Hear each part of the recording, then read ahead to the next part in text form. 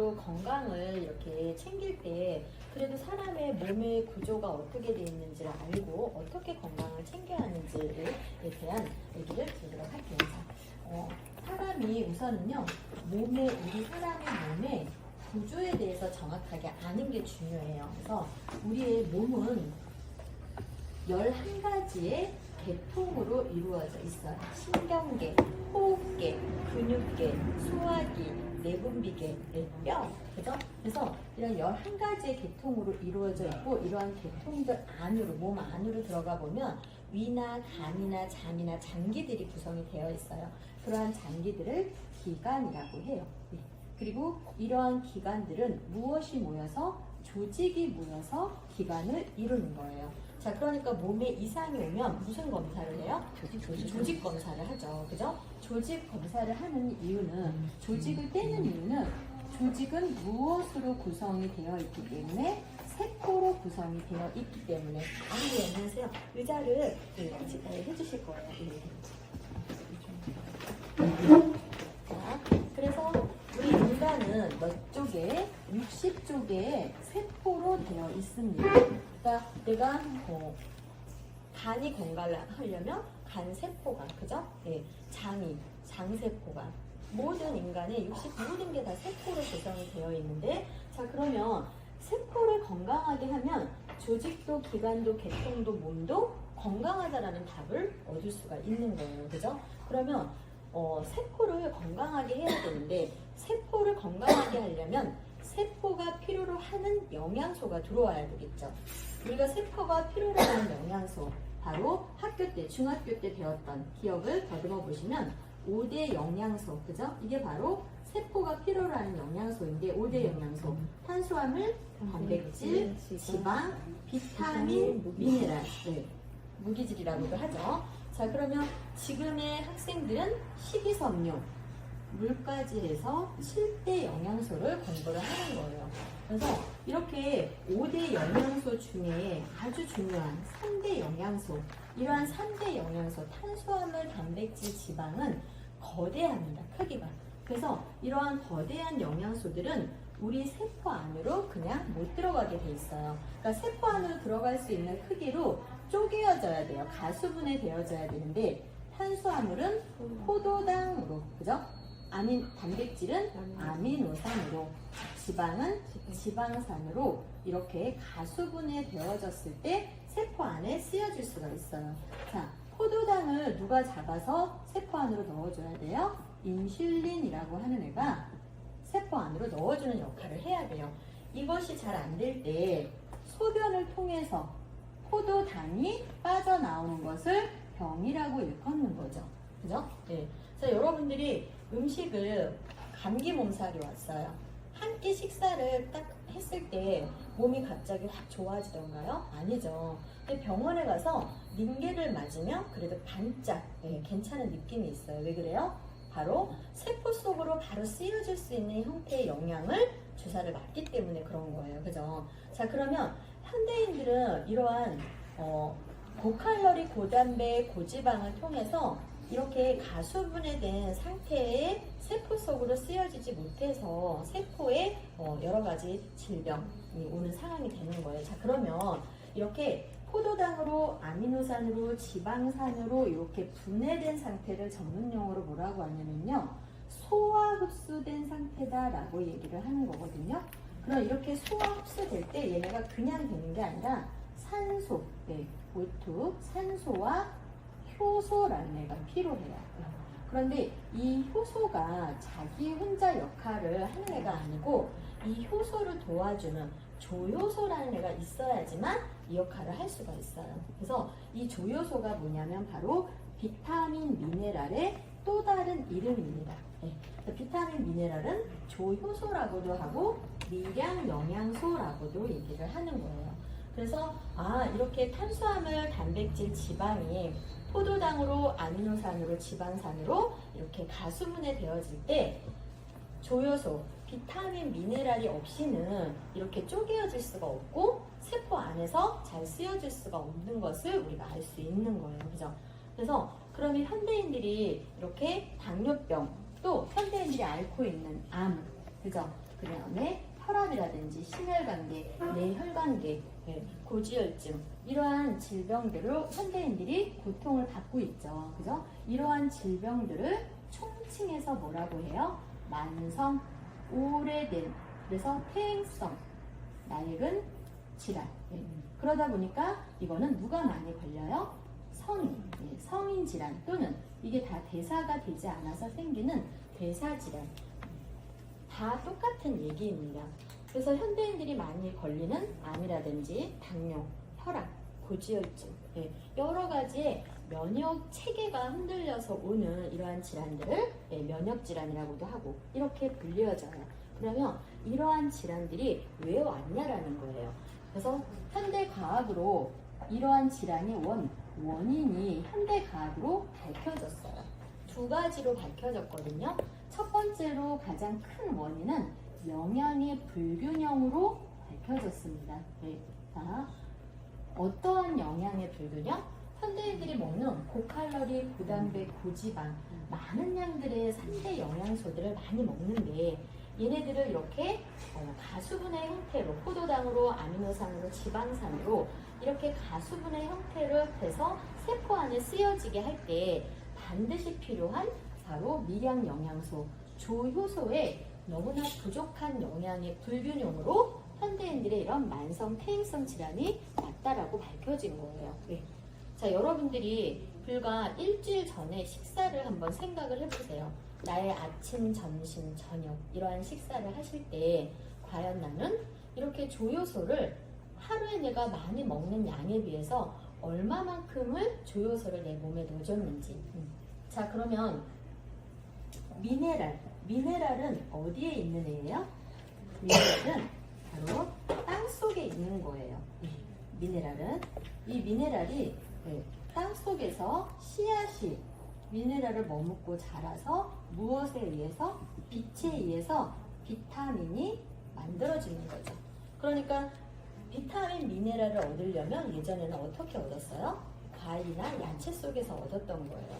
자, 그러면 왜 지금은 과일이나 야채 속에서 얻을 수가 없냐? 미국이나 이런 땅덩어리가 큰 나라들은 2년 동안 땅을 실어주는 게 법적으로 가정하는 나라도 되게 많아요. 근데 만약에 한국에서 2년 동안 땅을 실하고 휴작을 해야 된다라고 하면 우리 어떻게 될까요? 그죠?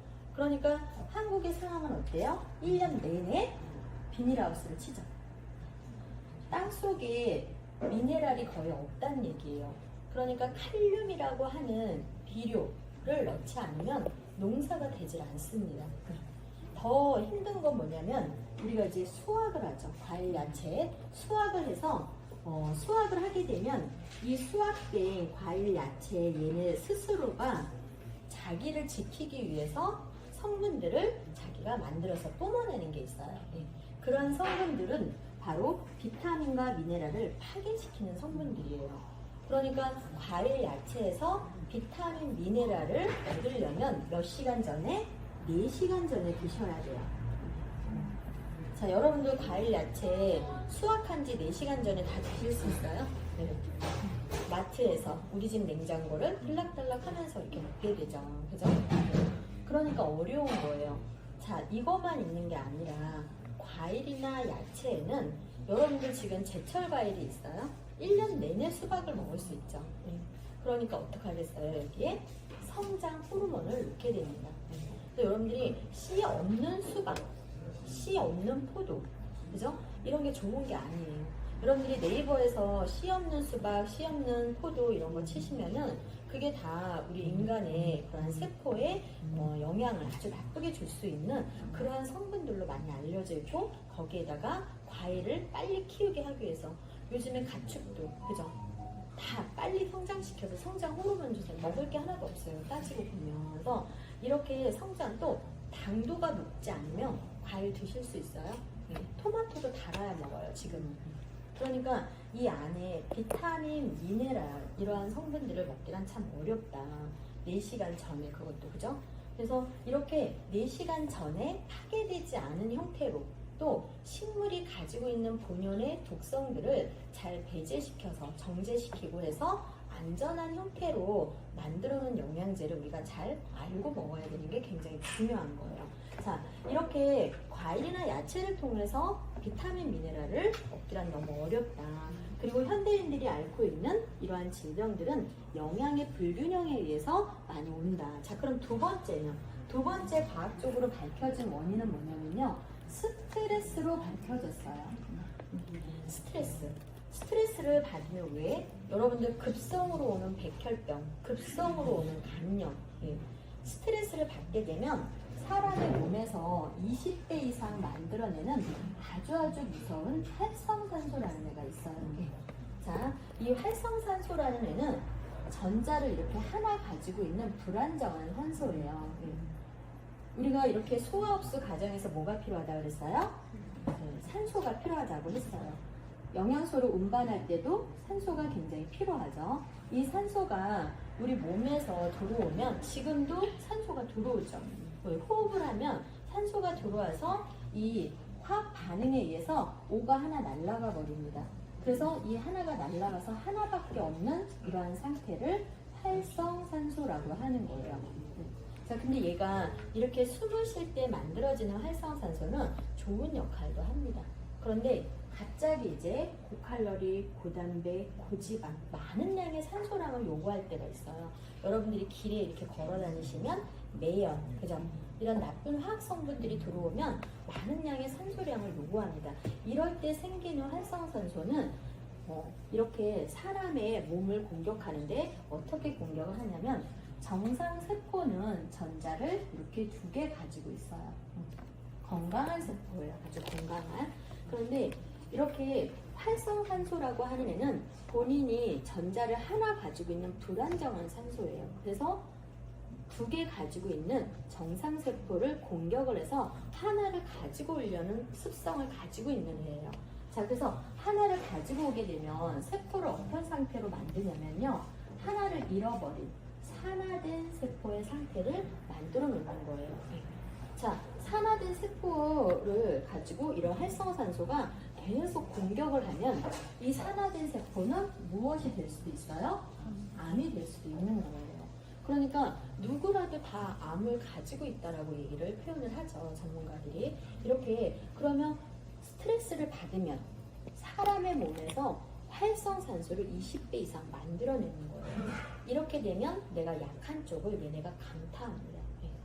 여러 번은 얘는 힘이 센 산소라는 뜻을 갖고 있는 거고요. 하나의 전자를 받으면 힘이 굉장히 세지는 산소예요. 그래서 얘가 더 힘이 센 상태에서 공격을 하면 어떻게 되겠어요? 급성으로 백혈병이 오거나 급성으로 간염이 오거나 내가 약한 쪽을 공격을 받게 되는 거예요.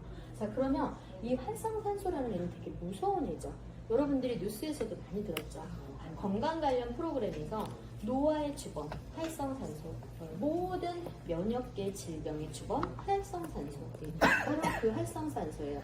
그래서 프리 레디칼이라고 하는 이런 의학 용어를 가지고 있죠. 그래서 이렇게 그런 활성산소가 사람이 스트레스 안 받고 살 수 있어요? 여러분들 여기 오시기 전까지 너무 기분 좋게 단 1초의 스트레스도 없이 여기까지 오셨어요? 아니요.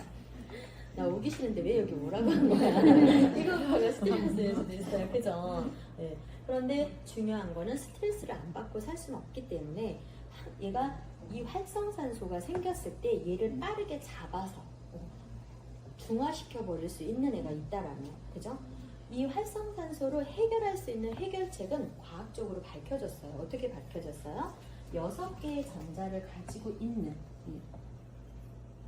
많이 가지고 있으면 나누어 주려고 하겠죠. 6개의 전자를 가지고 있는 항산화제만이 활성산소를 중화시킬 수 있는 해결책으로 밝혀진 거예요. 자, 6개의 얘가 그럼 어떠한 역할을 하기 때문에 활성산소를 이렇게 없앨 수 있는가? 이 6개 중에 하나를 받게 되면 얘는 중화돼서 없어집니다. 더 놀라운 건 뭐냐면요. 이렇게 하나의 전자를 가지고 있는 산화된 세포, 이 세포가 항산화제의 전자를 하나를 받게 되면 얘가 정상세포가 되는 거예요. 네, 굉장히 놀랍죠. 그러니까 왜 영양제를 아니 그렇게 많이 의사들의 아침 식사 프로그램 보셨어요? 과거 몇 년 전에 진수 성찬을 드시면서 50알 가까이씩 이렇게 접시에 놓고 드시는 장면이 나왔죠. 그죠? 영양제를 저렇게 많이 먹어도 되나? 네. 사실 이렇게 항산화제들은요, 얘는 많이 드시면 서로 굉장히 좋은 시너지를 내요. 왜냐면 항산화제가 이렇게 활성산소를 중화시키고 산화된 세포한테 전자를 잃어버린 애한테 하나를 받으면 정상화되잖아요. 근데 이 항산화제가 되게 특이한 성질을 가지고 있어요. 이렇게 6개를 좋은 일을 하고 난 상태에서 얘가 없어지는 게 아니라 나누어진 상태로 머물러 있어요. 그러다가 새로운 항산화제, 6개의 전자를 가지고 있는 항산화제를 먹었을 때 하나만 받아도, 다 나누어주고 없는 애가 하나만 받아도 6개를 이렇게 다 살려내는 거예요. 그러니까 항산화제들은 3-4가지를 같이 먹었을 때 굉장한 시너지 효과를 낸다라고 하는 거거든요. 자, 그럼 항산화제가 뭘까? 항산화제는 비타민, 미네랄의 또 다른 이름입니다. 네. 그래서 이렇게 비타민의 50배의 역할, 미네랄의 20배의 역할을 하는 것을 항산화제라고 하니까 얘는 보면 결과적으로는 비타민, 미네랄이죠. 그래서 이런 항산화제들이 우리 몸에 잘 녹여져 있어야 우리가 어떠한 스트레스를 받거나 또 산화된 세포가 굉장히 많은 상황이 됐을 때 얘네들이 우리를 방어해 줄 수 있는 상태를 잘 만들어 놓을 수가 있겠죠. 자, 그러면 우리가 좋은 것을 먹으라고 할 때, 왜 6개월을 먹으라고 하는지, 몸에 좋은 거 드시라고 하면 다 6개월은 드시라고 하죠, 전문가들이. 네. 왜 6개월을 드시라고 하냐면요, 우리 인간의 세포는 몇 초를 사는 세포, 하루를 사는 세포, 몇 시간을 사는 세포. 자, 해독할 때 왜 일주일을 해독을 하시라 그래요? 입에서부터 항문까지 음식이 들어와서 바깥으로 나가는 이 통로는 외벽, 바깥세포예요. 이 외벽 세포가 죽고 태어나고 하는 주기가 일주일입니다. 그래서 일주일 해독은 여러분들이 주스 해독, 여러 가지 해독이 많이 나오잖아요. 외부의 음식이 들어오는 상태에서는 해독이 되지 않아요. 그 음식을 가지고 분해시키고 이렇게 많은 독소들을 배출시키는데 또 일을 하죠.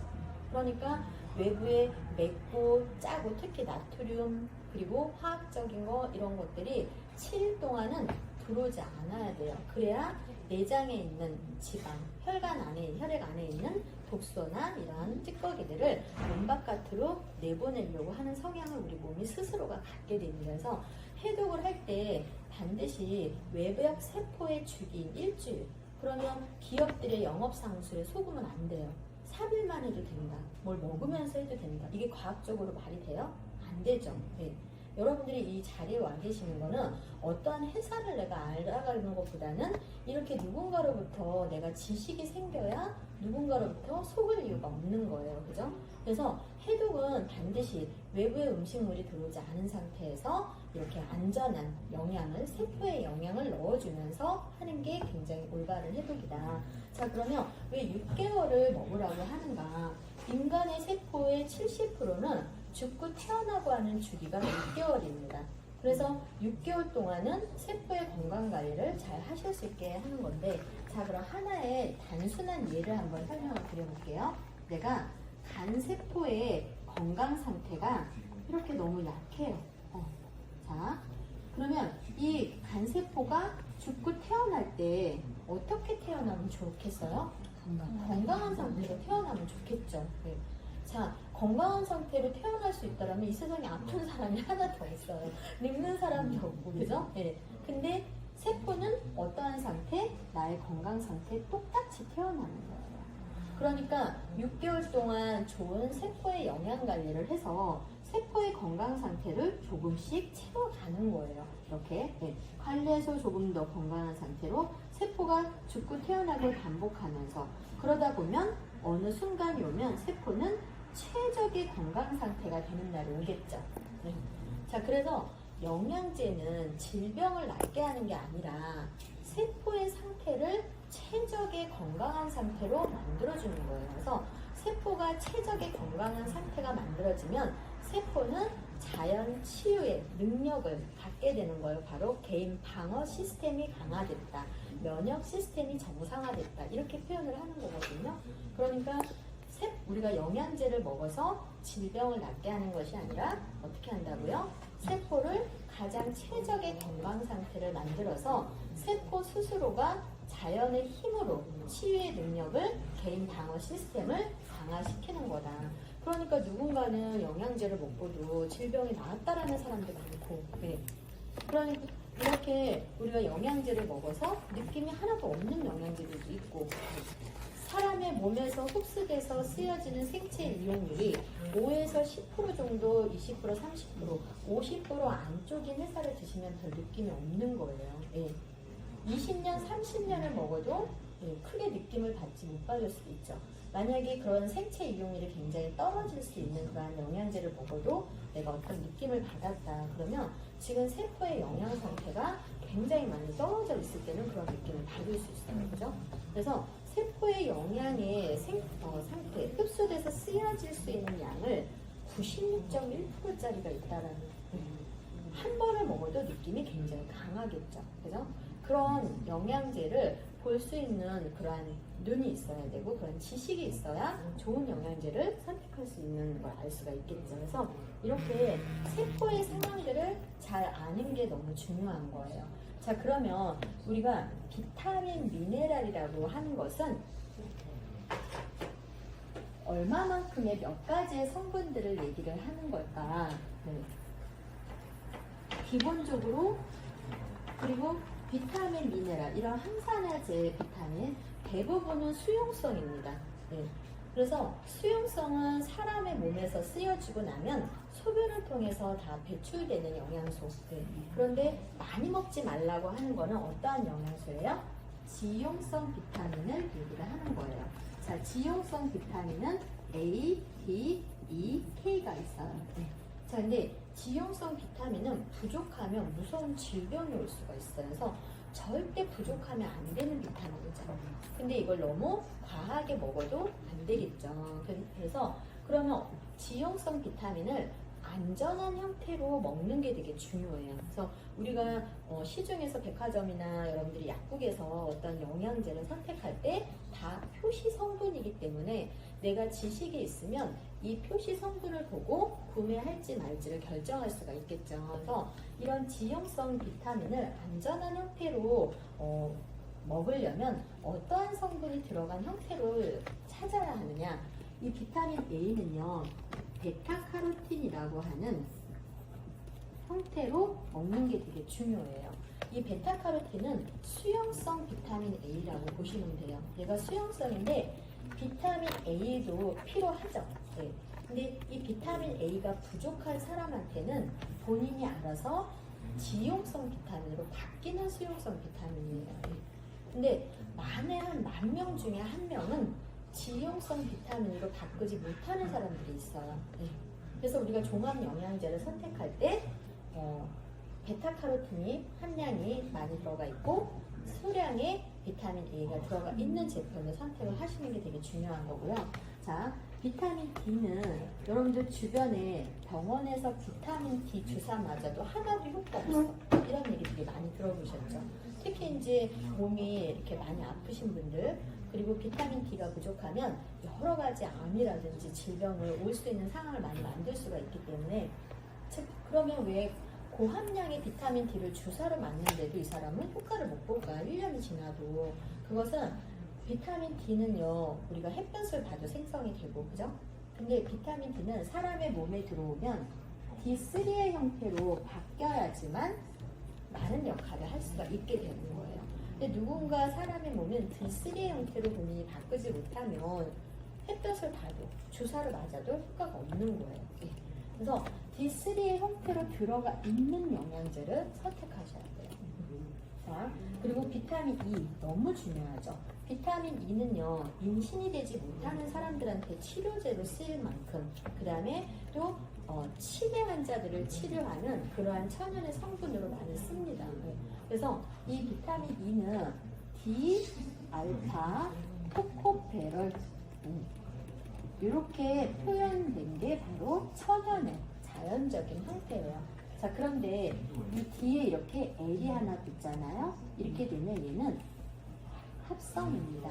그래서 모든 인간의 세포막의 구성 성분이 비타민 E로 되어 있어요. 특히 여성들의 자궁병, 그죠? 그런데 얘가 합성의 형태로 드시면 뚫고 들어오기가 참 어렵고요. 오히려 합성의 비타민 E를 좀 많이 섭취하게 되시면 문제가 생길 수가 있어요. 그래서 안전한 형태로 저도 그러니까 백화점에 뭐 GNC라든지 솔가라든지 이런 데 가면 이렇게 뒤에 자연스럽게 자꾸 성분을 보게 돼요. 근데 GNC도 합성으로 들어가 있더라고요. 그래서 이런 천연의 형태로 먹는 게 되게 중요하다. 그리고 비타민 K는 K1이 있고 2가 있고 3가 있어요. 3는 많이 먹게 되면 몸에 많은 좋지 않은 영향을 주기 때문에 K1과 2가 같이 들어가 있는 영양제를 선택하셔야 합니다. 자, 그러면 여러분들이 오늘 이 자리에 오시기 전에 지용성 비타민을 이렇게 안전한 형태로 내가 확인하고 먹어야 되는지 모르셨잖아요. 자, 이제 지식이 생겼으니까 어떻게 해야 되겠어요? 네. 이러한 내용들을 대부분 기업들이 가져가지 않습니다. 네. 왜냐면 사람들이 뭐 먹고 좋아졌어 이런 얘기에, 그죠? 네, 어디가 괜찮아졌어. 성분을 꼼꼼하게. 그러나 지금은 많이 달라졌죠, 분위기가. 이러한 형태로 다 넣어놓은 제품이 딱 하나 있어요. 그러한 제품이 어디일까요? 네. 그러니까 과학적으로 지금 자 보세요. 이 두 권의 책은 어떤 책이에요? 전 세계에 유일하게 영양제를 비교 분석을 해서 인체에 쌓이는 독성들을 표시하고 또 사람의 몸에서 정말 이 영양 성분들이 뇌에서, 눈에서, 갑상선에서, 간에서, 심장에서, 뼈에서, 근육에서, 심지어는 당뇨병에도 또 신장병, 뇌졸중, 말초 동맥 질환까지도 도움을 줄 수 있는, 또 기초 수명을 그리고 면역을, 이런 내용들을 일반인들이 검토를 한 게 아니고요. 캐나다 보건복지부와 함께 전 세계의 12 의료기관이 참여를 했고요. 그리고 전 세계 저명한 과학자, 의학 박사, 영양학 박사들이 참여를 해서 인간의 16가지의 건강 기준을 가지고 최종적으로 별에 대한 점수를 준 책이에요. 그러니까 지금 코로나19에 대한 내용으로 특히 매스컴을 통해서 의학 박사들이 영양제를 선택할 때 해답을 어디서 찾으래요? 여기서 찾아요. 하루에 하버드, 전 세계 최고의 하버드대에서 하루에 한두 번 종합영양제를 먹어야 하는데 어떠한 영양제를 먹어야 할지 모르니까 그러한 일반인들은 해답을 여기에서 찾아라 라고 매스컴을 통해서 계속 얘기를 하고 있어요. 네. 그러니까 이러한 책들을 통해서 안에 우리가 알고 있는 시중에 백화점에서 판매하거나 의사가 권해주거나 약국에서 권해주는 그러한 제품들이 어떠한 평가를 받고 있는지는 내가 알아야 되는 거예요. 그죠? 여기에는 1등부터 500등까지, 여기는 1등부터 1600등까지 제품들이 이렇게 수록이 되어 있죠. 네. 그러면 1등부터 이렇게 500등 안에도 들어와 있지 않고 1등부터 1600등 안에도 들어와 있지 않다라면 그러한 영양제들을 내 몸에, 내 가족한테 이렇게 넣어주는 상태가 되겠냐라는 거죠. 그죠? 네. 그래서 함부로 우리의 몸에 넣는, 특히 내 몸이 많이 아프고 내 가족 중에 누군가 아프다라면 독성이 있는 제품들을 쉽게 이렇게 넣을 수가 있냐라는 거예요. 그래서 캐나다 보건복지부를 통해서 전 세계의 12 의료 전문기관이 참여를 하고 전 세계 과학자, 의학 박사, 영양학 박사들이 참여를 해서 분석한 내용을 가지고 4년에 한 번씩 나오는 거예요. 자, 이 책이 지금 6번째 나오는 거니까 벌써 20년이 넘게 발간이 되는 거고, 여기 전주 중앙도서관에 가시면 대여해서 보실 수 있죠. 그래서 많은 코로나19 때문에 오히려 어떻게 보면 유산화를 알고 있는 저희들은 정말 많은 사람들한테 도움을 더 줄 수 있는 시간, 그죠? 그리고 어떤 사업의 기회가 훨씬 더 열려지게 돼버렸어요. 그래서 영상에 여러분들 이 책을 설명할 때 어떻게 설명해요? 우리들이 이 책에 대해서 막 이렇게 얘기를, 저는 말로 한번 이렇게 얘기를 드리고요. 두 번째로는 영상을 통해서, 누구의 영상? 서울대 의학 박사가 하버드대에서 하루에 한두 번 종합영양제를 반드시 먹어야 한다. 어떠한 영양제를 먹어야 할지 모르니까 해답을 여기에서 찾아라 라고 방송을 한 방송분을 보여줍니다. 네. 그리고 나서 바로 뭐를 해요? 교보문고에 들어가서 영양제라고 치면 많은 책이 뜨죠. 거기에 이 책이 뜨는 걸 보여주고 그 상단에 이렇게 상단을 클릭하면 베스트셀러 10권이 떠요. 작년 9월부터 지금까지 계속 베스트셀러 1위, 2위, 이번에도 1위로 올라와 있더라고요. 이러한 내용들을 통해서 보여드리고 TV를 통해서 의학 박사들이 안내한 내용들을 보여드렸을 때 훨씬 공신력 있고 객관성 있게 사람들이 받아들이고 설득력이 있어지는 거거든요. 그래서 저는 항상 제가 이렇게 설명을 할 때 이렇게 책들을 통해서 그러면 이 책에 보시면 일반인들이 분석을 할 수는 없잖아요. 그래서 79페이지에 보면 참여한 의학 박사, 영양학 박사, 각 분야의 저명한 과학자분들이 다 소개가 되어져요. 그리고 여기 84페이지에 보시면 우리들이 잘 모르지만 전문가들이 더 많이 알 수 있는 의학 전문기관 12기관이 참여한 내용의 기관들이 다 오픈되어져 있습니다.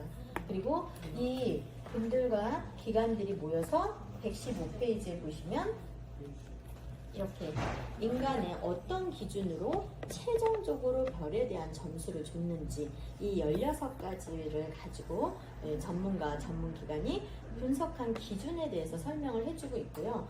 이 16가지의 기준들에 대해서 이렇게 하나하나씩 다 풀어놨어요. 그러니까 첫 번째가 뭐예요? 사람의 몸의 완전성, 사람의 몸에 필요한 아주 중요한 49가지의 영양소들이 잘 골고루 들어가 있느냐. 그리고 두 번째로는 그러한 성분들이 그런 각 장기나 기관이나 조직이나 세포 안에서 효능을 어떻게 보이고 있느냐. 그리고 이렇게 모든 세포막의 구성 성분인 비타민 E가 천연의 형태이냐 합선의 형태이냐에 따라서 별에 대한 점수를 추가로 준 거예요. 그리고 면역력을 높여줄 수 있는 성분과 함량이 어떻게 들어가 있느냐, 뼈 건강에 필요한 함량과 성분을 다 체크를 했고, 그 다음에 심장 건강, 간 건강과 해독에 필요한 함량과 성분들, 그리고 이제 당뇨병에도 도움을 줄 수 있는 함량과 성분들을 또 분석을 했고요. 노화, 다 믿기 싫죠. 그죠? 이 노화를 늦추게 해주는 성분들은 12가지의 성분들로 다 분석을 했어요. 그래서 별에 대한 추가 점수를 준 거고, 그리고 메티라 반응은 뭐냐면 심장병, 뇌졸중, 말초 동맥 질환에도 도움을 줄 수 있는 성분들이 들어가 있느냐를 분석을 한 거고요. 항지간, 종합검진할 때 여러분들이 항상 검사하는 거죠. 간 기능을 회복시키고 향상시키는 것을 돕는 능력의 성분들, 그 다음에 염증을 조절할 수 있는 그러한 성분들, 그 다음에 세포를 강화시켜줄 수 있는 성분들, 그리고 기초 수명을 늘릴 수 있는 성분들까지 다 분석을 한 거예요. 이거는 한 7, 8가지로 다 성분들을 분석했고, 새로운 항산화제, 아까 항산화제가 어떠한 역할을 하는지 우리가 공부를 했죠. 그래서 새로운 항산화제와 마지막으로 이제 잠재적인 독성. 여기 잠재적인 독성은 뭐라고 나와 있어요? 치명적인 중독의 원인이 될 수 있고, 임산부가 먹었을 때는 선천적인 기형아를 낳을 수 있다라고 되어 있어요. 이러한 성분들을 노란색으로 그래프상에 표시를 한 거예요. 그래서 1등부터 이렇게 500등 안에서 먼저 보시면 별을 16가지의 기준 생각나시죠? 그 16가지의 기준을 가지고 별을 하나도 못 받은 회사도 있고 반개 받은 회사도 있고 적어도 5개 중에 3개 이상 받은 회사를 선택을 해야 되겠죠. 그죠? 그리고 치명적인 중독의 원인이 될 수 있는 성분들이나 기형아 출산율을 높일 수 있는 성분들은 노란색으로 표시를 했고, 지나치면 빨간색으로 경고등을 준 거예요.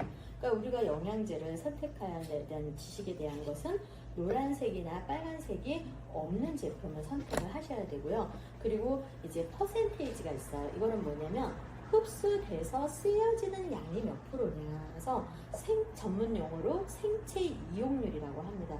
여러분들이 이제 영양학을 이렇게 영양학 박사님들하고도 대면에서 만날 수 있는 기회가 생길 거예요. 그러면 그럴 때 생체 이용률에 대한 얘기를 하셔야 되고, 흡수율이다라고 하면은 대화를 안 하려고 하실 거예요. 그래서 전문 흡수율을 체크하는 것이 아니라 흡수돼서 쓰여지는 양, 훨씬 더 중요하겠죠. 그것을 전문 용어로 생체 이용률. 그러니까 생체 이용률이 그래도 적어도 100% 중에 50% 이상인 회사들. 자, 그러면 별 5개의 만점 중에 3개 이상을 받고 생체 이용률이 50% 이상이면서 독소가 없는 영양제들은 100등 안에 들어와 있는 회사들이에요.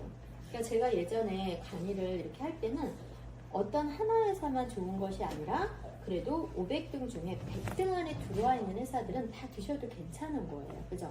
그럼 100등 안에 들어와 있는 회사들을 선별할 때는 별이 3개 이상, 독소 없는 거, 그리고 모든 생체 이용률이 50% 이상 정도는 가지고 있는 이 3가지를 다 가지고 있는 회사들은 어떤 회사를 드셔도 다 괜찮다. 그죠? 자, 그러면 한국에 들어와 있는 인지도가 좀 있는 회사들을 한 번씩 이렇게 보여드리잖아요. 그죠? 그래서 센트룸 같은 경우에도 보면 노란색이 있고, 예, 생체 이용률이 5.2%밖에 안 되는, 이걸 보고 너무 놀라워 하시는 거죠.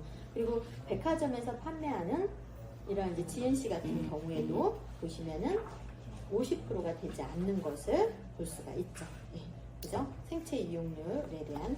그러면 이런 회사, 좋은 회사들도 되게 많거든요. 50% 이상이면서 별 3개 이상 독소 없는 이러한 회사들은 이거보다 더 좋은 회사도 있지만 이 정도만 돼도 저는 드시라고 이렇게 했었어요. 네. 자, 허벌라이프도 14.8%고 독성이 다 있다라고 나와 있고 별이 1개밖에 아니잖아요. 사실 이 그래프 하나만 봐도 비타민, 미네랄은 지방을 분해시키는 역할을 아주 많이 하는 애기 때문에 요요가 왜 오는지, 왜 기초대사량을 높이지 못하는지 이런 거를 그래프 하나만 봐도 전문가들은 다 확인을 할 수가 있어요. 그리고 여러분들이 이제 많이 가시는 코스트코. 코스트코 가면 코스트코에서 판매하는 영양제는 다 커클랜드 거죠. 여기도 센트롬하고 비슷한 점수대를 가져가는 거고, 멜라루카도 경고등이 들어가 있어요. 네. 요즘에 또 메나테크도 뭐 한 번씩 물어보시는 분이 계시던데 여기도 30% 정도. 그러니까 생체 이용률이 30%면 300등 바깥에 있는 거예요. 네. 그래서 몇 등 안에? 100등 안에 들어와 있는 회사를 우리가 선택해서 먹는 게 되게 중요하고, 아메이도 보면 독성이 있고 30%로 되어 있어요. 네. 그래서 아메이보다는 이제 이런 정도의 회사, 50% 이상, 별 3개 이상 이런 회사, 좋은 회사들 나타냈잖아요. 이런 회사들은 다 100등 안에 들어와 있는 회사들, 이런 회사들을 드시는 게 좋고, 또 뉴스킨, 뉴스킨 같은 경우에도 보시면 28% 정도로 이렇게 안내가 되어 있죠. 그래서 그리고 아메이 뉴스킨보다는 이런 회사, 이런 정도 회사, 예, 다 좋은 회사들. 그러니까 저는 좋은 회사들도 많이 보여줘요. 예.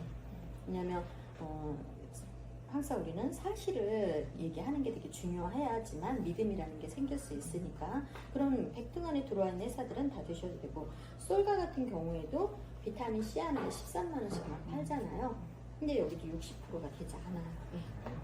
그런데 이렇게 인체에 쌓이는 게 하나도 없이 별 5개 만점을 받고, 예, 이렇게 의학 박사들이 해답을 찾으라고 하는 이러한 공신력 있는 전문 책에서 이렇게 96.1%의 최고의 생체 이용률을 보이는 이러한 회사가 어디예요? 가격은 전부 다 2만원, 3만원, 4만원, 5만원 그런 거예요. 예. 그러니까 비싼 돈을 주고 독성 있는 제품들을 먹는 분들이 주변에 너무 많으시잖아요. 예.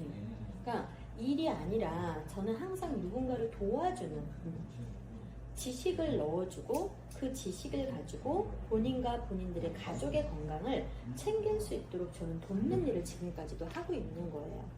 그래서 이렇게 111페이지에 보시면 1등부터 100등까지 잘 나와 있죠. 그래서 1등부터 이 100등 안에 들어와 있는 회사들은 다 드셔도 되는 거예요. 다 좋은 회사들. 독성이 없고 별 3개 이상이고 생체 이용률이 50% 이상이에요. 근데 이런 좋은 회사들 중에서도 1위가 어디예요? 유산화 헬스 사이언스라는 거예요. 예.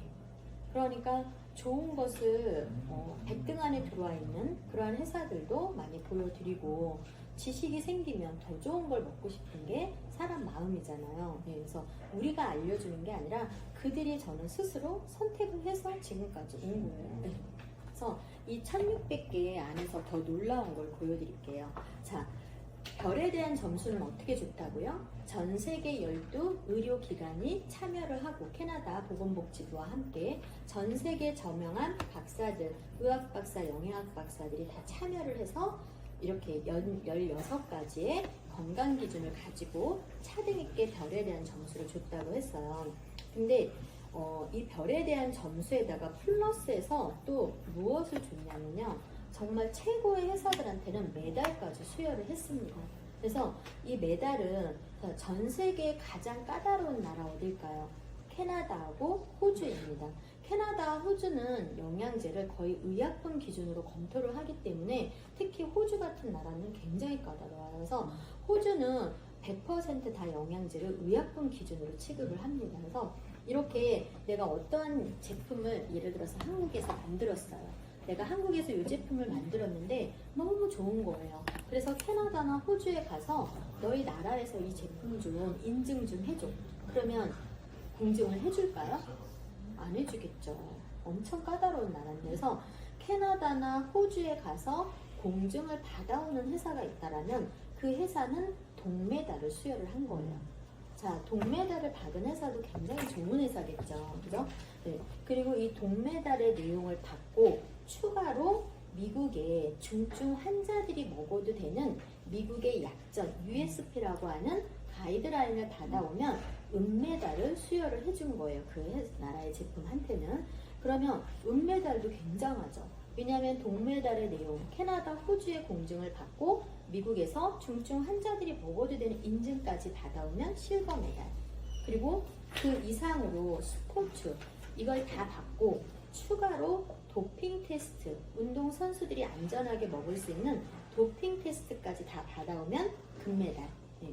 그리고 이제 이 내용을 추가로 해서 또 컨슈머랩. 컨슈머랩이 뭐예요? 소비자 단체예요. 되게 무서운. 미국에서 가장 큰 이 소비자 단체는 우리 같은 소비자들로부터 구성이 되어집니다. 그래서 우리 같은 사람들이 돈을 내고, 왜 영리단체가 아니라 비영리, 돈을 목적으로 하지 않는 단체이고요. 이 단체에서 하는 거는 시중에서 판매되는 영양제들이나 여러 가지들을 기업들 몰래 사들여요. 그래서 전문 기관에다 의뢰를 합니다. 거기에서 데이터가 나오겠죠.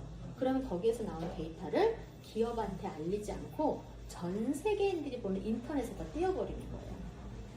자, 기업의 입장에서 봤을 땐 되게 무섭겠죠. 네.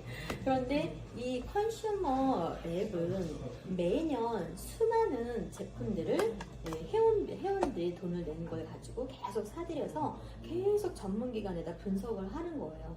근데 정말 놀라운 건 뭐냐면 이곳에 매년 1위 대상을 받고 있는 기업이 있어요. 네. 지속적으로. 그 기업이 어디일까요? 왜 유산화인지를 이 전문 서적에서 더 알 수가 있어요. 자, 이렇게 컨슈머 랩까지 다 받아오면 다이아몬드 메달을 주는 거예요. 그리고 이제 그 이상 플래티늄 메달은 뭐냐면 이 내용을 다 받고 추가로 영양제인데 의약품의 제조 시설에 대한 인증까지 받아오면 플래티늄 메달을 준 거고요. 그 플래티늄 플러스 메달은 이 내용을 다 받고 이제 그 정부로부터 의약품의 제조 환경 및 의약품의 연구 기관으로도 등록이 되어 있어야 돼요. 자, 하나의 회사가 그 나라의 어떤 정부로부터 의약품의 연구 기관으로까지 등록이 된다는 건 되게 어렵겠죠. 그죠? 그래서 플래티늄 플러스 등급을 받은 건 전 세계 딱 하나 회사가 받았어요. 그 회사가 이렇게 뒤에 나와 있죠. 바로 별을 5개를 받고 독성이 하나도 없이 플래티늄 플러스 메달은 어디서 받았어요? 유산화 헬스 사이언스에서 받은 거예요. 자, 그리고 뒤에 보시면 캐나다, 그죠? 캐나다 마켓시어는 뭐예요? 판매입니다. 네, 캐나다에서 마켓시어 가장 많이 마트 가서도 쉽게 살 수 있는 잘 많이 팔리는 거는 별 하나 반짜리가, 그죠? 네, 별 2개짜리가 1위를 했네요. 그런데 캐나다에서도 가장 제품의 우수성에 대한 것은 별 5개 플래티늄 플러스로 어디가 받았어요? 유사나 헬스 사이언스가 받았고요. 멕시코에서도 마켓쉐어 가장 많은 판매는 별 하나 반이지만 최고의 우수한 거는 유사나 헬스 사이언스.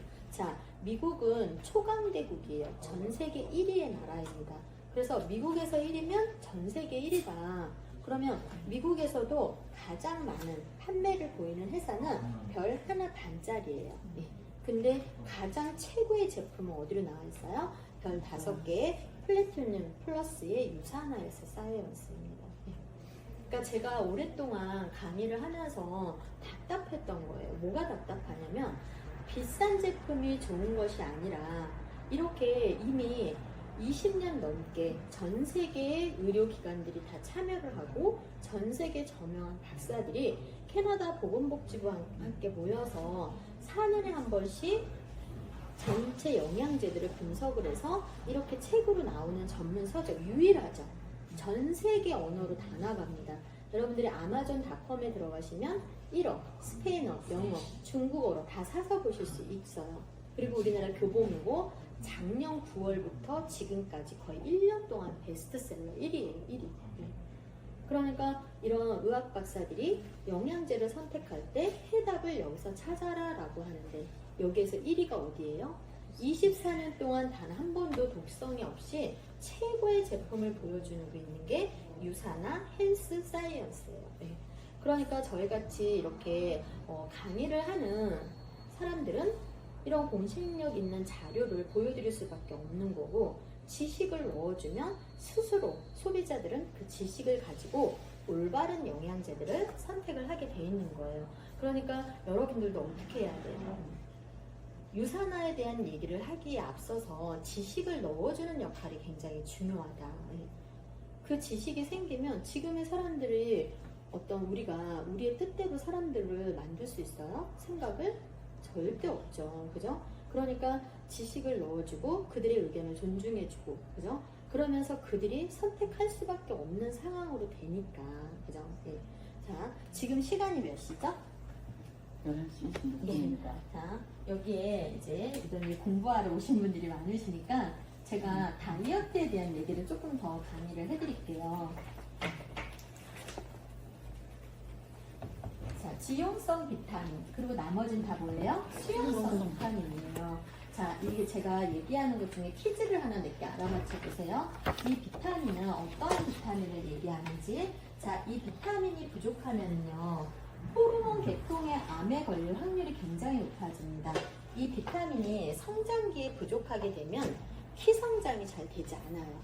이 비타민이 어르신들한테 부족하게 되면 치매가 올 확률이 굉장히 높아집니다. 그래서 치매 치료제로 쓰이고 있는 비타민이에요. 또 이 비타민이 부족하게 되면은 이렇게 육체적인 임신 중에 부족하게 되면 육체적인 기형아를 출산할 수가 있습니다. 자, 이 비타민이 뭘까요? 비타민 B군입니다. 자, 비타민 B군. 이 비타민 B군은 8가지로 구성이 되어 있어요. 그런데 이 8가지로 구성이 되어 있는 이 비타민 B군이 한 가지만 빠져도 100% 중에 30%의 역할밖에 못해요. 그러니까 우리가 종합 영양제 안에서 비타민 B군 8가지가 잘 들어가 있는지를 첫 번째 항상 확인하셔야 되고요. 두 번째는 뭐냐면 함량이에요. 얘는 수용성 비타민인데 사람의 몸에 잘 흡수가 되지 않는 비타민이에요.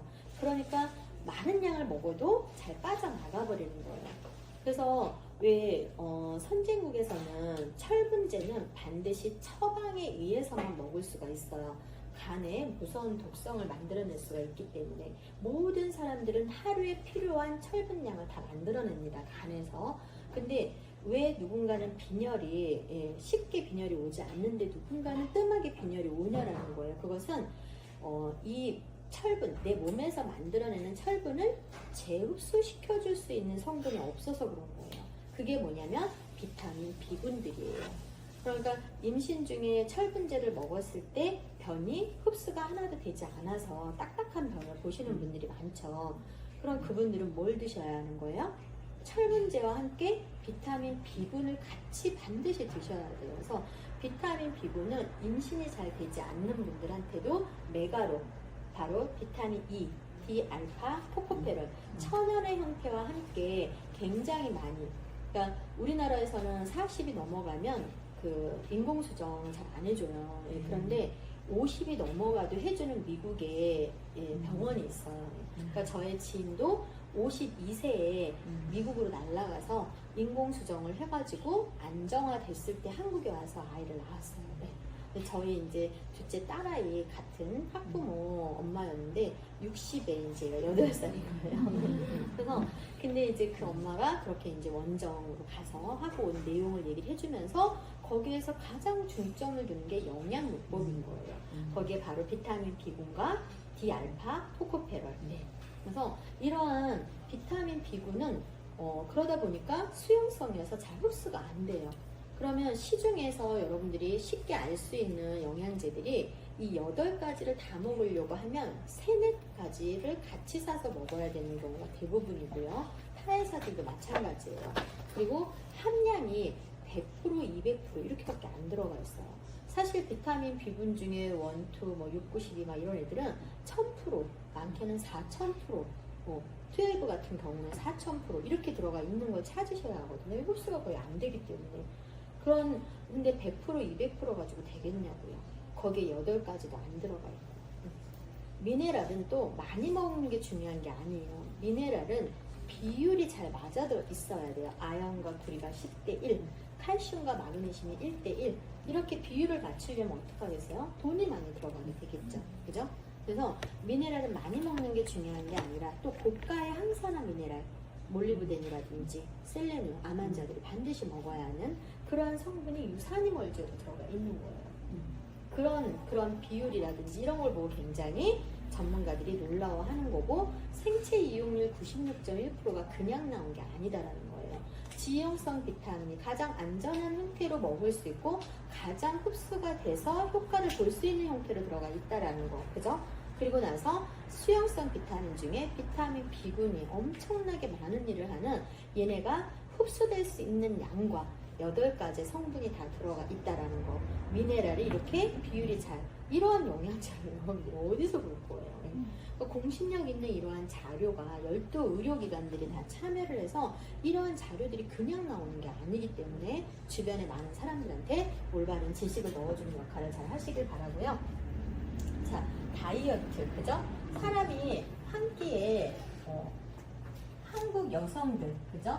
한국 여성들이 한 끼가 아니라 하루에 먹는 칼로리가 2000에서 2500 kcal 칼로리를 먹어요. 네. 그런데 예를 들어서 하루에 내가 먹는 칼로리가 2000 칼로리예요. 근데 기초대사량이라는 게 있죠. 네. 자, 이 기초대사량은 뭐예요?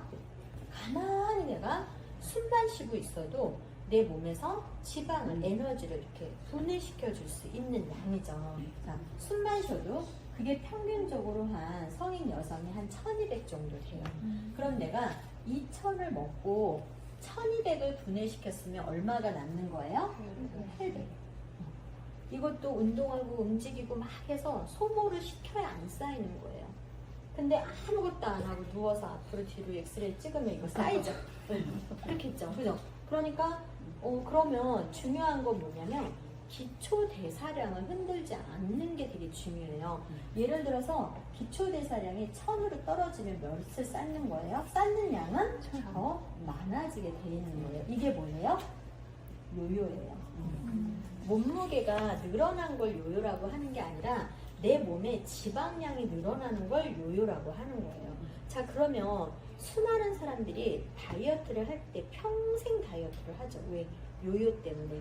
자, 그래서 그 박용루라고 하는 교수님 아시죠? 네. 다이어트 최고의 그 분이 뭐라고 해요? 셋 포인트를 내리는 데 집중해라. 셋 포인트. 이 셋 포인트를 올리는 상황으로 가져가면 요요는 엄청나게 심각해질 거다. 셋 포인트를 내리는 데까지만 하면 많이 먹어도 찌지 않는다. 그러면 이 셋 포인트라는 게 뭐냐면요, 뇌에서 기억하고 있는 그래서 내가 70kg인데 10kg를 뺐어요. 그러면 이 60kg잖아요. 뇌에서는 70으로 기억을 하는 거예요. 그러니까 내가 양을 많이 줄이고 조금만 먹어도 언제 주인님이 넣어줄지 모르니까 분해시키지 않고 다 쌓아버리는 거죠. 그러면 셋 포인트가 안 내려간 거예요. 셋 포인트가 내려가면 적게 먹어도 그걸 다 에너지원으로 소모를 시켜야 되는 거예요. 그래서 이 셋 포인트와 기초대사량은 굉장히 큰 연관성을 가지고 있을 수밖에 없는 거고, 셋 포인트를 그러면 평상시에 올리는 일이 뭐냐, 안 먹다가 폭식하는 거, 술과 안주 같이 먹는 거, 12시 넘어서 자는 거, 스트레스 받는 거. 자, 우리 일상생활에서 흔히 일어나는 일들이죠. 그게 다 셋 포인트를 올리는 거예요. 자, 그런데 다이어트를 할 때 셋 포인트가 올라가는 경우가 있어요. 그게 뭐냐면 기초 대사량을 흔들 때. 그래서 세계보건기구에서 이 기초 대사량을 떨어뜨리지 않게 해주는 칼로리를 좀 만들어 달라고 전 세계 모든 기업들한테 권고사항을 내려요. 그래서 우리가 첫 번째로 내가 제품을, 어떠한 제품을 선택할 때는 WHO 어디예요? 세계보건기구. 자, 세계보건기구에서 한 끼에 다이어트 제품은 200에서 300kcal 좀 만들어 달라고 권고사항을 내렸어요. 이걸 지키지 않으면 법적인 어떤 사항을 맞아가는 건 아니니까 좀 지켜주세요 라고 하는 내용이거든요. 근데 이거를 지키지 않아요. 왜 지키지 못하냐면, 자, 아메이라고 하는 회사도 115칼로리죠. 허벌라이프 90칼로리예요. 한국에서 판매되는 회사 거의 130칼로리 안쪽에 있습니다. 그런데 200칼로리 아래로 이렇게 먹게 되면 100% 요요가 온다라는 거예요. 자, 이런 상황, 셋 포인트 내리지 못하고 올리는 상황이 되는 거예요. 결과적으로는. 자, 그러면 왜 사람들이 계속 평생의 다이어트 인생을 걷느냐? 이런 칼로리를 먹어야 되는데 이렇게 밖에 만들어 놓지 못하는 이유가 있어요. 돈을 들이지 않으려고 하는 거예요. 왜 그러냐면, 자, 사람은 많이 먹어서 살이 찌는 게 아니고요, 똑같은 양으로도 고혈당 원료를 먹기 때문에 살이 찌는 거예요. 그리고 저혈당 원료는 우리 몸의 혈당이 갑자기 빠르게 막 올라가면 지방을 분해시킬 수 있는 상황이 안 만들어집니다. 고혈당이라고 하는 건 갑자기 혈당을 크게 올리는 거죠. 그래서 이런 고혈당 음식은 지방을 에너지원으로 쓰지 못해요. 근데 저혈당 원료들은 서서히 혈당을 올리기 때문에 에너지원으로 쓰는 겁니다. 자, 그러면 현미, 저혈당, 현미밥, 저혈당이죠? 쌀밥, 고혈당이에요. 현미가 비싸요? 쌀이 비싸요? 자, 통밀빵. 통밀빵이 비싸요? 식빵이 비싸요? 이거는 아주 그냥 간단한 하나의 단순한 예예요. 그러니까 자, 이렇게 저혈당 원료가 저혈당 원료는 일이 많이 들어갈 수밖에 없고, 이런 원료 자체가 가격이 좀 있습니다. 근데 문제는 뭐냐면 요 칼로리 있죠? 요 칼로리는 적은 양의 칼로리가 아니에요. 과거에는 몸무게, 무게를 줄이기 위해서 10kg를 감량했답니다. 막 이런 게 떴었어요. 무게는 우리 몸의 수분, 그 다음에 근육량, 이 수분과 근육량을 줄이면 무게를 확 줄일 수 있어요. 근데 수분은 다시 채워버리면 그만이고, 근육량을 줄였다는 건 기초대사량을 떨어뜨렸다는 얘기고요. 근육량을 갑자기 줄이면 간에서 굉장히 큰 무리를 받을 수가 있어요. 그러니까 이제 막 10kg씩 그런 감량 다이어트를 하시는 분들이 건강에 굉장히 위협을 많이 받았었죠. 근데 지금 이런 혈당 다이어트, GI 다이어트를 혈당 다이어트라고 하거든요. 자, 그럼 혈당 다이어트는 뭐냐면 사람이 기본적으로 건강을 챙겨주는 칼로리를 먹으면서 이렇게 고가의 고품질의 원료를 써서 혈당을, 이 칼로리를 가져가려면 반드시 저혈당으로 가져가줘야 되는 거예요. 이렇게 되면 어떤 게 좋으냐면 근육과 수분량은 건드리지 않으면서 몸에 있는 무게감이 거의 없는 지방을 태워주는 수 있는 거예요. 그러니까 굉장히 건강한 다이어트가 되겠죠. 그래서 올림픽 금메달 선수들이 뉴트리미를 굉장히 좋아하는 거예요. 왜냐하면 힘을 내야 되고 속도를 내야 되는데 많이 먹으면 살찌죠. 속도감이 어렵죠. 그럼 계속 많은 것을 해서 빼야 되죠. 어렵잖아요. 근데 뉴트리미를 먹는 이유는 이렇게 235칼로리, 세계보건기구에서 권고하는 양을 정확하게 지켜주고 있는 거예요. 그래서 이것만 봐도 전문가들은 저혈당에 고가의 고품질의 원료를 썼구나 이렇게 알 수 있는 거죠. 그럼 이 기업들은 왜 그렇게 못해요? 아메이 115칼로리, 허벌라이프 90칼로리, 다 113칼로리. 그냥 싼 고혈당의 원료를 가지고 굶는 다이어트를 시키는 거죠. 그러니까 결과적으로 이러한 걸 가지고 다이어트를 하시면 셋 포인트를 올리는 상황이 되는 거예요.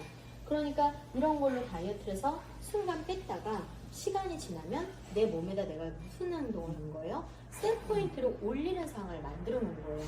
그러니까 어떻게 되겠어요? 적게 먹어도 전부 다 쌓아서 몸을 자꾸 뿔크해 가는 거고, 기초대사량은 떨어져 있으니까 평상시에도 내가 이미 기초대사량을 태울 수 있는 양들을 다 태우지 못하도록 쌓게 만드는 거를 기초적인 것을 다 틀어놓은 거잖아요. 그죠? 그래서 이러한 내용들을 잘 알아야 되는 거고요. 두 번째로는 단백질의 양이에요. 우리나라 식약처 홈페이지에 들어가시면 일반인들이 단백질 한 끼에 몇 그램 먹으라고 되어 있어요?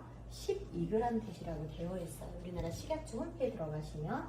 자, 그럼 다이어트를 하는 사람들은 기본적으로 15g 정도는 먹게끔. 사람의 몸에 따라서는 다르지만, 그러니까 이런 게 기본인데, 자, 이 회사들이 6g, 7g, 6g 이런 형태로 들어가 있거든요. 그러면 일반인들이 먹어야 하는 단백질의 양보다도 다이어트를 해야 되는 사람도 그래도 적게 나오죠. 어느 세월에 지방을 태우고 근육화 시키겠냐는 거예요. 이런 기업들의 상술에 우리가 이런 것들을 지식을 잘 넣어주는 역할을 해야 된다. 자, 세 번째로는 식이섬유예요. 식이섬유는 우리의 장에 이런 모양으로 되어 있어요. 이렇게. 그래서 이 육모털들이 촘촘하게 있는 장이 건강한 장이에요. 나이를 먹으면 이 육모털들이 벌어지죠. 그래서 이렇게 장이 또 하수 처져요. 그러면 연동운동이 잘 안 되게 되어 있고, 이 사이가 벌어지게 되면 균들이 다시 장 내부로 들어와서 혀를 타고 다 돌아다니면서 또 다른 질병의 문제를 일으키는 거거든요. 자, 그러면 이렇게 이것을 둘러싸고 있는 게 뭐예요? 변이에요. 똥. 장에는 좋은 균, 유익균이 몇 프로? 20%, 유해균, 나쁜 균이 20%, 중간자, 간사한균이 60%예요. 그래서 장의 환경을 이 중간자 균은요, 좋은 균이 살짝 높으면 60%가 다 이쪽으로 합류하고요, 나쁜 균이 살짝 높으면 다 이쪽으로 합류해버려요. 그러니까 좋은 균이 살짝 높은 상태를 항상 장의 상태를 유지하는 게 중요해요. 그러니까 좋은 균의 먹이인 무엇을 먹어야 돼요? 유산균, 무엇을 프로바이오틱이라고 하죠. 이 프로바이오틱의 먹이가 되는 게 뭐예요? 프리바이오틱, 그죠? 프리바이오틱의 가장 고가의 가장 최고의 성분이 뭐예요? 이눌린이에서 내가 유산균을 먹을 때는 반드시 이눌린이 들어가 있는 제품을 찾는 게 되게 중요해요. 그게 뭐예요? 유산화 제품이겠죠. 그래서 전문가들이 이런 하나하나를 다 공부한 내용으로 봤을 때는 유산화 제품은 하나하나가 너무 놀라울 수밖에 없는 거예요. 자, 그러면 이 오랫동안 변이 몸 바깥으로 수십 년 동안 나오지 않을 수도 있는 이런 변들을 부풀리는 걸 뭐예요? 식이섬유라고 해요. 그죠? 이 식이섬유가 9g 정도는 드셔줘야지 돼요. 근데 우리 한국 법이 되게 약해요. 식약처는 5g으로 규정을 해놨습니다. 그래서 외부에서 들어오는 제품, 한국에서 만들어내는 제품들이 다 5g 정도의 기준에 맞춰져 있어요. 그러다 보니까 이런 다이어트나 식사를 대용해서 먹는 대용품에 단품도 5g에 맞춰져 있는데 여기다 5g을 넣어놨겠어요? 기업들이 안 넣어놨겠죠. 다 4g, 허벌라이프 보니까 2.5g 들어있더라고요. 말도 안 되는 그란이에요. 그래서 세 번째 식이섬유는 몇 그램? 9g. 그래서 이런 지식을 여러분들이 지인들한테 넣어주는 역할을 하셔야 된다는 거예요. 첫 번째로는 세계보건기구에서 권고하는 칼로리 200에서 300칼로리를 지켜야 되는, 왜 지켜야 되는지 알겠죠? 그죠? 기초대사량을 흔들지 않아야 무엇을 내릴 수 있다? 셋포인트를 내릴 수 있다. 셋포인트를 계속 올리면 계속 심각한 요요에 질병의 상황까지 갈 수가 있는 거예요. 두 번째로는 단백질의 함량, 세 번째로는 식이섬유. 이게 가장 기본적인 지식이에요. 이런 세 가지를 다 가지고 있는 회사를 찾아서 먹으라고 해야 되겠죠. 그죠? 이런 것을 가지고 있는 회사를 찾으려고 보면 전 세계에 딱 하나밖에 없잖아요. 그러니까 우리 굳이 인산화를 좋다고 얘기할 필요가 없죠. 그냥 책 마찬가지로 영양 지식을 넣어주고 다이어트도 셋포인트를 내릴 수 있는 지식을 넣어주기만 하면 그들이 그 지식을 가지고 유산화를 선택할 수밖에 없는 거예요. 그러니까 우리가 몸무게는 크게 변화가 없는데 한 10kg는 빠진 것 같잖아요. 사람들을 봤을 때. 그게 바로 지방은 물 위에 뜰 만큼 가볍습니다. 그러니까 무게감이 거의 없죠. 그래서 아주 건강한 다이어트를 할 수가 있는 거고, 수분은 채워버리면 그만이라고 했어요. 가장 많은 무게를 차지하는 게 뭐라고요? 수분. 그 다음에 근육량을 건드리면 어떻게 된다고요? 기초대사량이 떨어지니까 심각한 요요가 올 수밖에 없는 거고, 갑자기 근육량을 많이 줄이면 어느 장부가 무리를 받는다? 간이 굉장히 큰 무리를 받는다. 그래서 이렇게 이러한 내용들을 여러분들이 잘 알고 계셔서 주변에 사람들한테 유산화를 알린다라기보다는 이 분야, 각 분야, 이 사람들이 원하는 지식을 올바르게 넣어주고, 그러한 지식을 통해서 나의 가족과 주변의 사람들의 건강을 잘 챙겨갈 수 있도록 돕는 역할을 한다는 것을 명심하셔야 돼요. 우리는 누군가한테 제품을 전달하는 것이 아니라 한 가족의, 마이로니츠 박사님이 건강한 가족의 삶을 만들어가는 그 가치를 실현하기 위해서 모여 있는 거예요. 전 제가 16년 동안 이렇게 일을 해봤지만 지금까지 항상 고맙다라는 인사를 받으면서 일을 해왔어요. 저는 친구들한테도 친구들이 저한테 고맙다라고 인사 안 하면, 그러니까 제품을 안 사도, 사든 안 사든 고맙다라고 저한테 인사를 하라고 그랬어요. 근데 왜 인사를 해야 되냐요. 제가 아니 이러한 전문 서적들을 매스컴을 통해서는 봤지만 이렇게 자세하게 들여다보고 설명을 자세하게 듣고 나면 지식이 생겼고, 이러한 지식이 생기면 누군가로부터 속을 이유가 없잖아요. 이러한 지식이 생긴 것에 대해서 저한테 감사하다는 말을 하더니 알았어, 감사해 그러더라고요. 근데 저는 그래서 어떤 일을 할 때는 내가 그 누군가의 사람들을 다 만나줘요. 이 한 사람의 주변 사람들을 만나면서 일을 해왔어요. 근데 그 만남을 하는 그 이유가 이 사람을 먹게 하고 가입을 시키게 하려고 한 게 아니고요.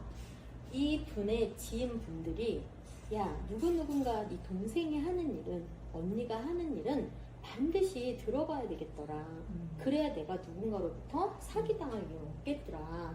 정말 다른 걸 떠나서 지식을 쌓는 것이니까 꼭 들어봐야 돼. 이런 역할을 해줄 수 있도록 만나는 거예요. 근데 이제 이렇게 공신력 있는 내용을 듣다 보면 먹고 싶고, 먹고 있는 사람들은 바꾸고 싶죠. 바보가 아닌 이상, 그죠? 그래서 여러분들이 마음가짐이 내가 누군가를 항상 돕고 있다라는 그러한 자신감, 이런 마음의 태도가 바뀌어야 돼요. 전 제가 11년 동안 일해 오면서 이렇게 지인들한테 항상 떳떳했죠.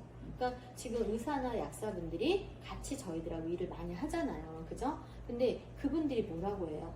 내 친구한테 얘기해도 정말 부끄럽지 않은 그런 최고의 공신력 있는 이런 제품이다라는 것을, 그것에 대한 자부심이 굉장히 크잖아요. 우리는 200등, 300등 하는 회사를 1등이라고 우기는 게 아니죠. 그죠? 정말 최고의 기관과 최고의 전문가들이 모여서 분석한 내용을 가지고 사실을 얘기해 주는 거예요. 1위라고. 그죠? 그래서 많은 사람들한테 항상 도움이 될 수 있는 여러분들의 그런 마음의 태도를 다시 한번 이렇게 새겨듣는 그런 시간이 됐길 바라고, 많은 주변의 사람들의 건강을 도와줄 수 있는 여러분들이 되시길 바라면서 이 시간 마치도록 하겠습니다. 감사합니다.